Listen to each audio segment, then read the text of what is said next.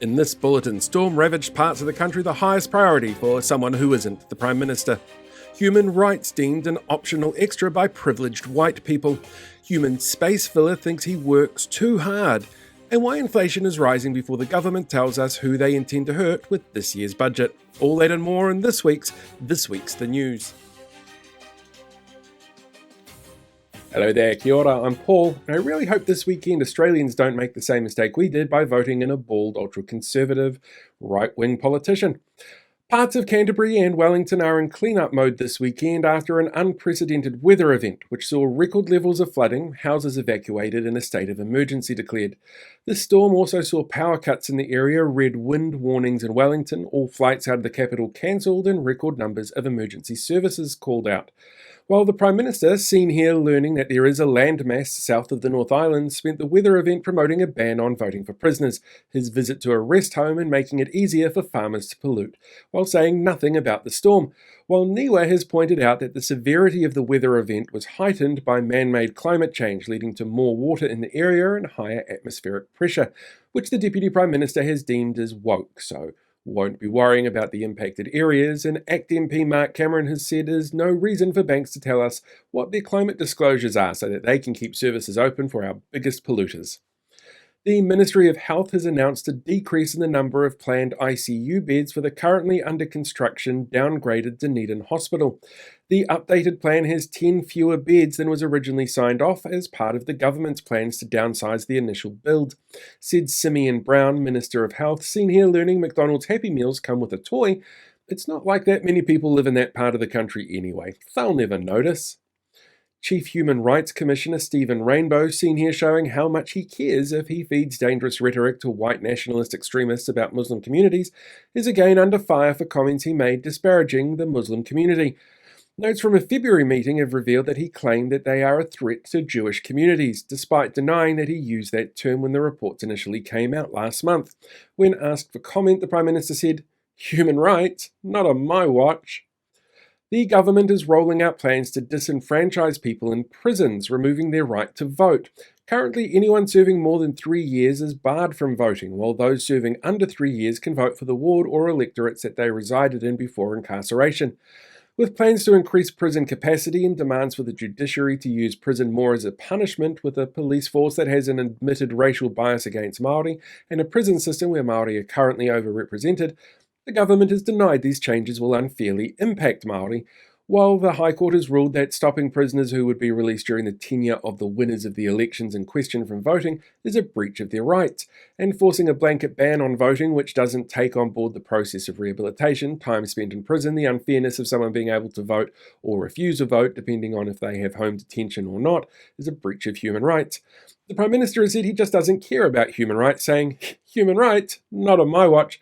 But at least this way we can take credit for having stopped former ACT Party President Tim Jago from voting. Finance Minister Nicola Willis has announced the decommissioning of the inter-islander Aratiri later this year, just in time for the replacement ferry ordered by Labour last term to not be delivered because it was cancelled to pay for tax cuts for landlords. The only rail-enabled inter-islander ferry being out of commission means a significant delay will be expected over the next few years for cargo movements between the islands. Said the Finance Minister, "It's not like that many people live in that part of the country anyway. They'll never notice."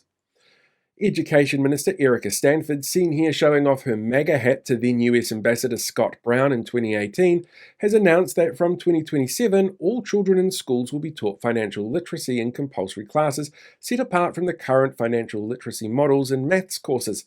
Labour's education spokesperson Willow Jean Prime has come out in support, saying, "Of course we support this.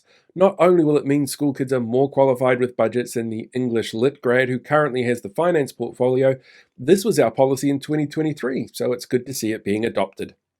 Iwi bosses have accused New Zealand First an act of scaremongering and race baiting because they're scaremongering and race baiting, more so than usual, around plans for a joint management oversight organisation that reports back to Auckland Council about the Waitakere Ranges.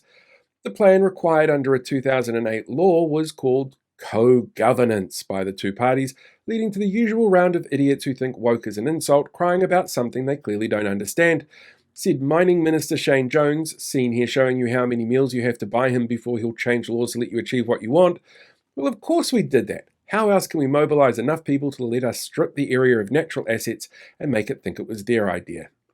Statistics New Zealand has been forced to amend a recent inflation figure announcement after an issue with their formula that sets the levels based on the Consumer Price Index.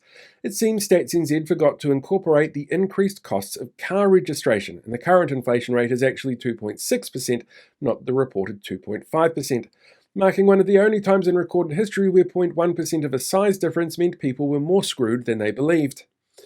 The Minister for Regulation in charge of the ministry that this week once again topped the list of highest paid civil servant roles, David Seymour, seen here with a recently disenfranchised voter, has claimed he wants to slash what he calls bloated ministerial lineups, saying there are simply too many portfolios that are unnecessary and meaningless, calling the current setup a big, complicated, bureaucratic beast. And he should know his Ministry of Regulation is a perfect example of this. The Associate Minister of Education, Finance, Health and Justice says he would like to include all Associate Minister positions except Finance, Child Poverty Reduction, Hospitality, Racing, Auckland, the South Island and Space. Said a spokesperson for the Ministry of Space, Seymour is clearly an expert on the topic. He has so much of it between his ears after all. But after spending so much time on the mining ship Red Dwarf, we're surprised he feels this way about space. Health New Zealand has confirmed that it will cut a third of all IT jobs in an effort to keep paying for tax cuts for landlords and tobacco companies. The current infrastructure for the health sector is heavily siloed and runs on a range of archaic systems, making it more susceptible to foreign interference and bad faith actors willing to exploit the system's weaknesses. Said Minister of Health Simeon Brown, seen here with his boss wondering why there are poor people within a 500 metre radius of their location, "We just wanted to make sure that if the Deputy Prime Minister needed to access a file, he wouldn't feel too much pressure because of the age of the system." The Waitangi Tribunal has agreed to an emergency hearing over the ACT Party's Regulatory Standards Bill, brought to the tribunal by the group behind last year's record-shattering Hikoi Mō Te Tiriti. Over 12,000 people have registered as part of the claimant group, concerned that the bill will breach the founding document and cause significant prejudice to Māori. Said Māori Development Minister Tama Pōtaka, seen here holding a list of what his coalition have done for Māori. "Oh, bugger! We'll need to rush this in front of the House now. It's how we stop the tribunal ruling on other legislation we've done that hold Māori back in the past, since they can't rule on anything that's before the House." Mayors from around the country have asked themselves, what the fuck? At Associate Education Minister David Seymour's latest suggestions that they be the ones to fight truancy in schools. After the government removed well-being considerations from the Local Government Act, Seymour this week asked mayors to step up and help, a move rejected by local authorities as being well outside the remit of local government. Said Christchurch Mayor Phil Major, seen here showing how much of a shit he doesn't give about Seymour's suggestion, "We want to see our students attend schools and get the best possible outcomes, but we don't have the resources or time to do a job that the minister stopped funding. Maybe if he wants to see results, he should stop visiting schools, then attendance might increase." And finally, one of the current iterations of New Zealand Loyal, which last year was taken over by alt-right media personality and big fan of everything Vlad is doing in Russia, Calvin Alp, has been officially debanked. ASB, Kiwibank, NBS, Co-op and SBS have all declined applications for the party to open accounts under rules which prohibit the opening of accounts linked to politicians or political groups that may have been exposed to political interference, susceptible to money laundering or funding terrorism. After thousands went missing from the Liz gun-controlled accounts of New Zealand Loyal last year, and after Alp himself attended a Russian state event for pro-Russian influencers pushing disinformation worldwide, after the trial that he had for allegedly owning and distributing objectionable video material from the Christchurch massacre, it seems banks just can't find a reason to believe in the legitimacy of those involved in this undertaking. And that is this week's The News. Don't forget, if you want more updates and regular information, feel free to subscribe to the channels or check out my Substack, where we do a weekly newsletter to keep you updated on some of the scary, depressing things that are going on around the country.